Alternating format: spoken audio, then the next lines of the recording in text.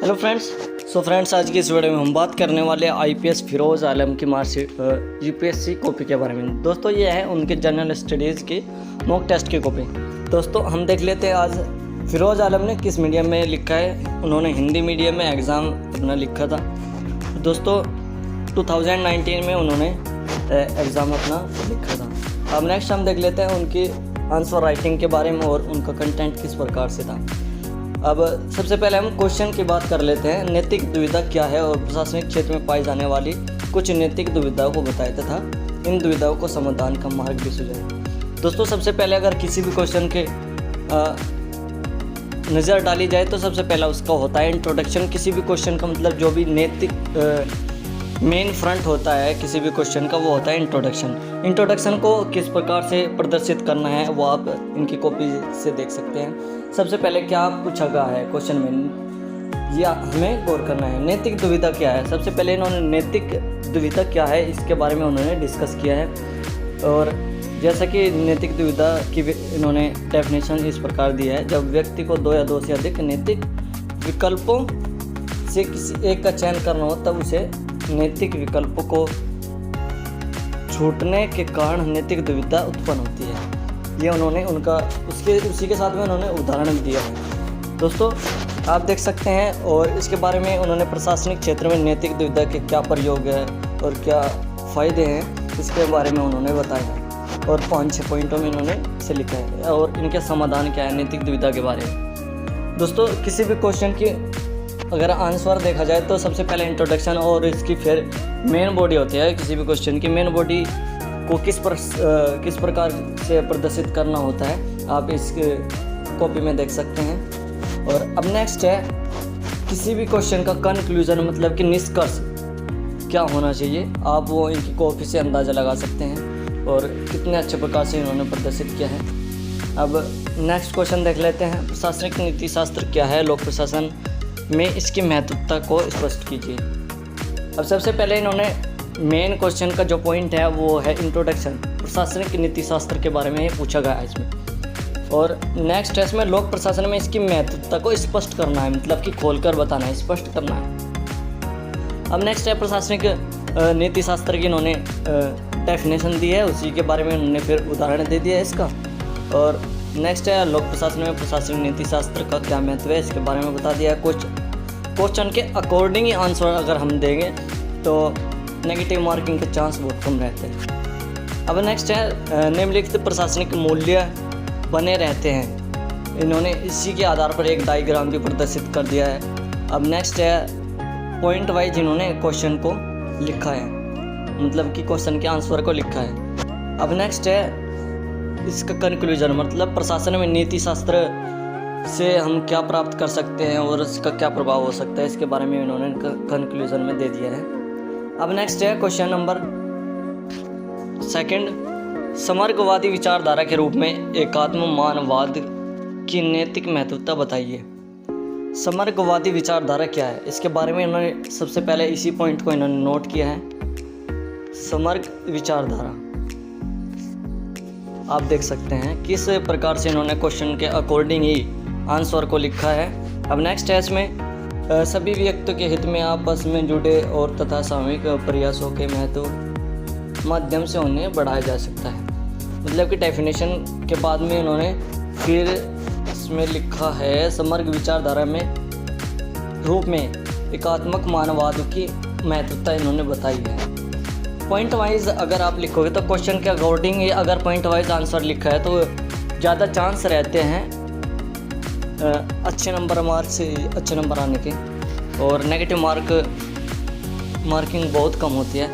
अगर आप ज़्यादा नेगेटिव मार्किंग करते हो तो उसमें पेनल्टी मार्क्स भी कटते हैं यूपीएससी के अकॉर्डिंग। ये मैं बता रहा हूँ आपको, अपने पास से कोई अलग से इन्फॉर्मेशन मैं ऐड नहीं कर रहा हूँ। अब नेक्स्ट देख लेते हैं, एक क्वेश्चन और है सेकंड का बी, समय समय पर निजी संस्थानों में विभिन्न प्रकार की नैतिक चिंताएं नजर आती है। ये नैतिक चिंताएं कौन कौन सी हैं, इनका समुचित समाधान किस प्रकार से किया जा सकता है। आप देख सकते हैं समय समय पर निजी संस्थानों में विभिन्न प्रकार की नैतिक चिंताएं नजर आती है, मतलब कि पूरे भारत में समग्र संस्थान मतलब कि जितने भी संस्थान हैं वो या तो किसी भी बेसिस पर हो, नॉलेज के कॉलेज हो या कोई भी मेडिकल क्षेत्र में हो, आप देख सकते हैं। और इसके नैतिक चिंताएं कौन कौन सी हो सकती है उसी के बारे में पूछा गया। समुचित समाधान किस प्रकार से किया जा सकता है, मतलब कि उस समस्या से किस तरह से निपटारा किया जा सकता है, इसके बारे में इसमें क्वेश्चन में पूछा गया है। अगर आप क्वेश्चन को अच्छे से समझ लिया या समझ लोगे तो उसको आंसर करना ज़्यादा आसान हो जाता है। नेक्स्ट है, निजी संस्थानों में यदि किसी नैतिक पक्ष का उल्लंघन हुआ हो या होने की संभावना तो नैतिक चिंता उत्पन्न होती है। बिल्कुल सही बात इन्होंने लिखी है, मतलब कि अगर हम किसी भी संस्थान में किसी नैतिक पक्ष का उल्लंघन हो या होने की संभावना हो तो उसे नैतिक चिंता कहते हैं। अब नेक्स्ट है, निजी संस्थानों में नैतिक चिंताएं क्या क्या होती है, इसके बारे में इन्होंने बताया है।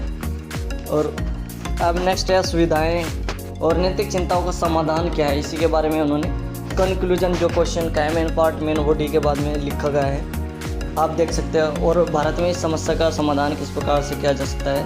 भारत के 90% सार्वजनिक और अनौपचारिक क्षेत्र में कार्यरत निजी संस्थानों में नैतिक चिंताओं का समाधान के लिए स्पष्ट नियम होने चाहिए, इसके बारे में इन्होंने सुझाव भी दिया है। अब नेक्स्ट देख लेते हैं क्वेश्चन नंबर 3 का 1। इन्होंने भावनात्मक बुद्धिमत्ता से आप क्या समझते हैं, ये क्वेश्चन का एक फर्स्ट पॉइंट है, आप नोट कर सकते हैं। जैसे कि भावनात्मक बुद्धिमत्ता एक क्वेश्चन का एक पार्ट तो होगा, और भावनात्मक बुद्धिमत्ता और नैतिकता में क्या संबंध है, दूसरा पार्ट होगा नैतिकता में।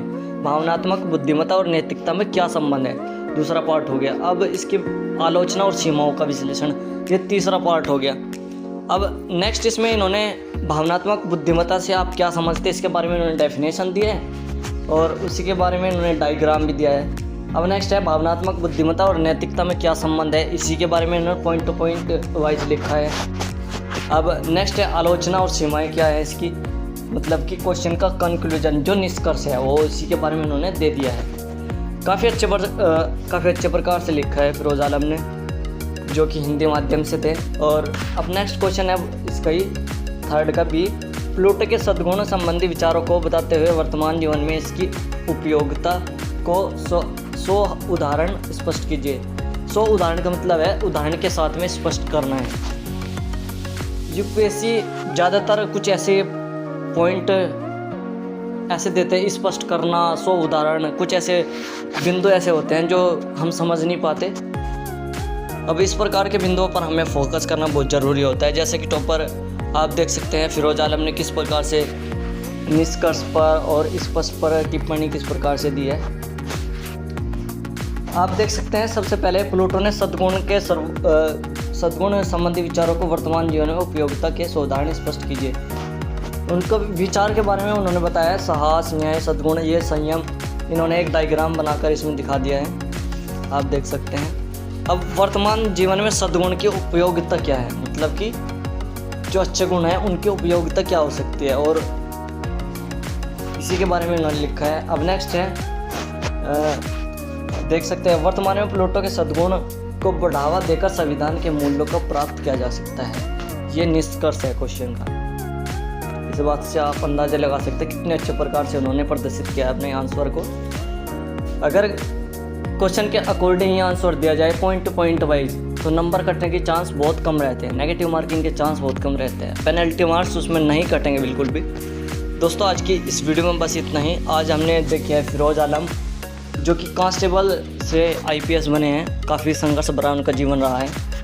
दोस्तों आज की इस वीडियो में बस इतना ही। अगर आपको वीडियो अच्छा लगा है तो कमेंट करके ज़रूर बताएं, और अगर आप ऐसी किसी भी टॉपर की वीडियो देखना चाहते हैं और कॉपी देखना चाहते हैं तो आप हमें कमेंट करके बता सकते हैं। आप हमारे टेलीग्राम चैनल से भी जुड़ सकते हैं, आपको इस कॉपी का PDF का लिंक टेलीग्राम चैनल में मिल जाएगा, और डिस्क्रिप्शन में भी आपको मैं लिंक दे दूँगा वीडियो के, आप वहाँ से भी जाकर चेक कर सकते हैं, कॉपी को डाउनलोड भी कर सकते हैं। अगर आप हमारे फेसबुक पेज से अभी तक नहीं जुड़े तो Safina IAS academy Facebook page है, उससे भी आप जुड़ सकते हैं। और टेलीग्राम पेज है सफ़ीन हसन UPSC, और इंस्टाग्राम पेज है सफीना IAS अकेडमी, आप उससे भी जुड़ सकते हैं, रेगुलर अपडेट पा सकते हैं। आज के लिए बस इतने, धन्यवाद।